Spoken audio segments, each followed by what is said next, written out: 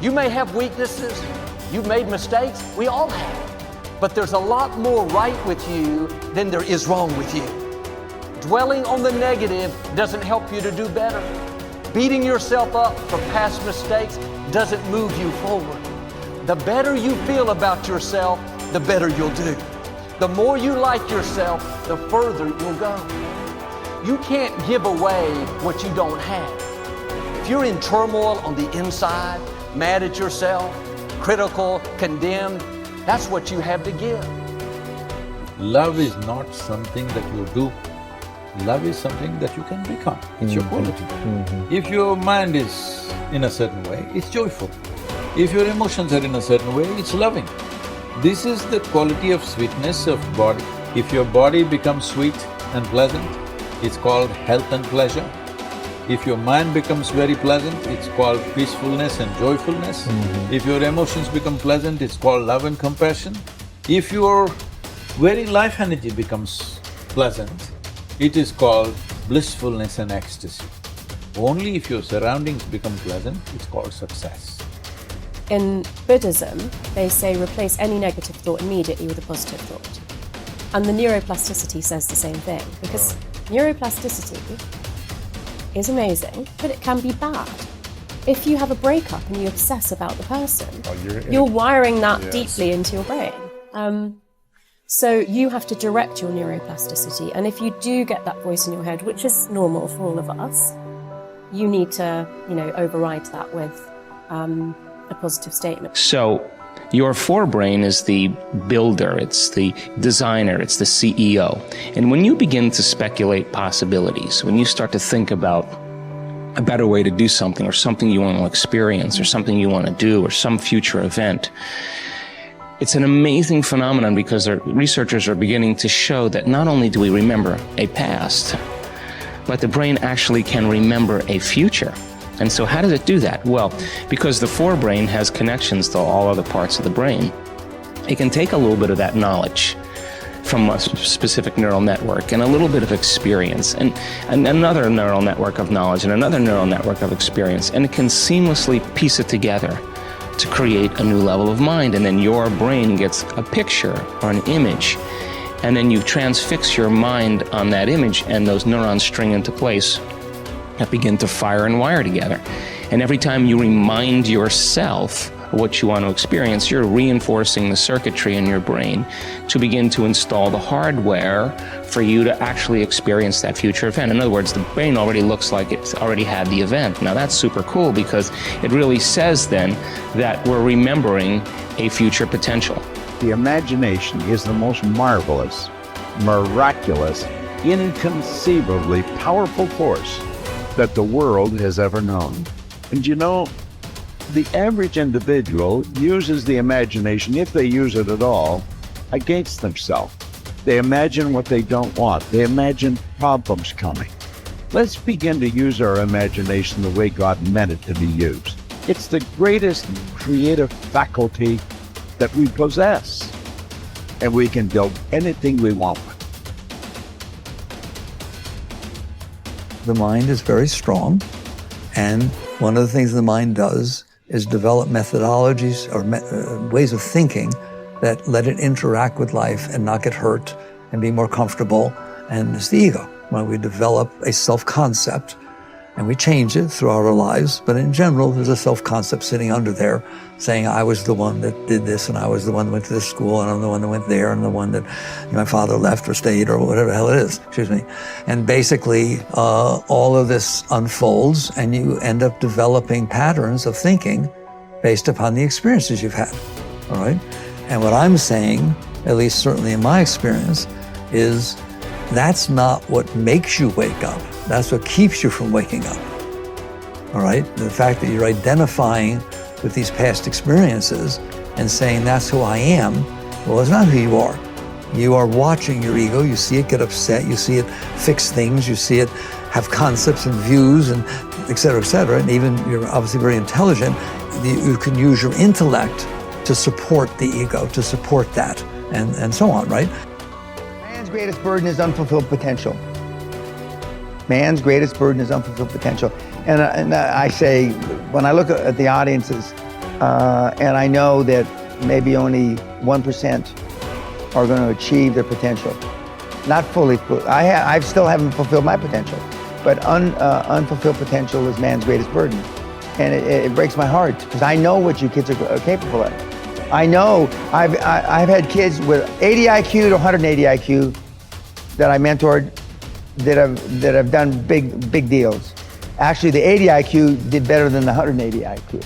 Okay, and I know what they're capable of, and I know how 10 million or 100 million or whatever the number is changes lives, and then all of a sudden, you know, you believe that you can walk on water.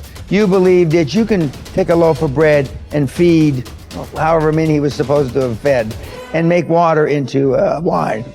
And when you believe it, see, the true test of a leader is when you've trained other people to be leaders.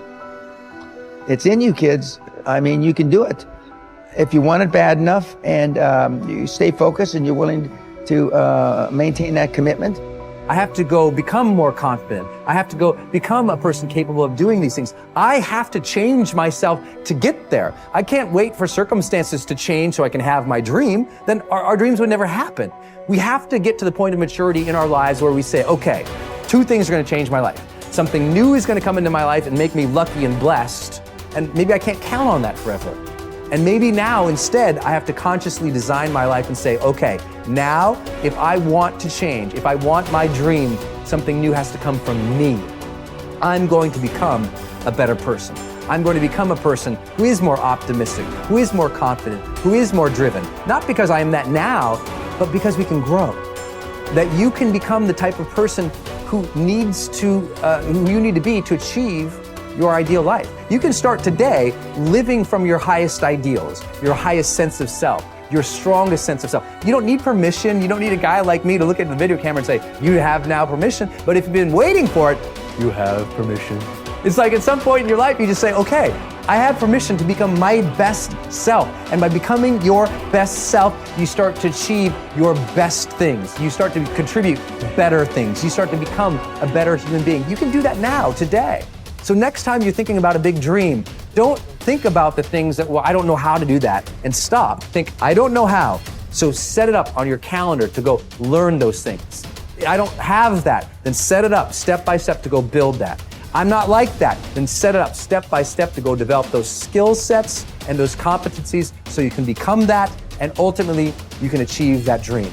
It's there, it's waiting for you. Don't stop. We are what we repeatedly do. Excellence then is not an act, but a habit. You are your most valuable asset. Your life, your potential, and your possibilities are the most precious things you have. Thus, your great goal in life should be to fulfill that potential and become everything you are capable of becoming. Your ability to learn, grow, and fulfill your potential is unlimited.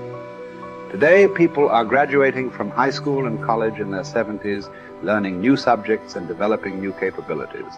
Your ability to learn and remember can continue throughout your life if you keep your brain alive, alert, and functioning at its best. Your most precious financial asset is your earning ability. Your ability to work is your primary source of cash throughout your life. You could lose your home, your car, your bank account, and everything you own, but as long as you have your earning ability, you can earn it all back, and more, in the months and years ahead. Your biggest investment, most people don't realize this. They take their earning ability for granted. But it has taken you your entire life to develop your earning ability. Every bit of education, experience, and hard work that you have invested in learning your craft and developing your skills has gone into building this asset. Your earning ability is very much like a muscle. It can increase in strength and power year by year as the result of regular exercise. Likewise, the opposite is true too. If left alone or ignored, your earning ability, like your muscles, can become weaker or even decline because you have simply failed to upgrade it continually. In other words, your earning ability can be either an appreciating or a depreciating asset. What got you here won't get you any further. Some people are actually losing value each year, declining in earning ability because they are not continually upgrading their knowledge and skill. They don't realize that whatever knowledge and skill they have today is rapidly becoming obsolete.